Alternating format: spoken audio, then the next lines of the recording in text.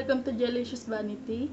So for today's video, i-share ko sa inyo kung paano ko ginagawa ang aking eyebrow. Bago tayo magsimula, sinasabi ko lang po na hindi ako pro sa paggawa ng eyebrow. Thank you na rin sa lahat na nagre-request nitong video na to. And sorry guys kung ngayon ko lang siya ma-upload at ngayon ko lang siya nagawa. Kasi sobrang busy ako nitong mga nakaraang buwan. So I think eto na yon.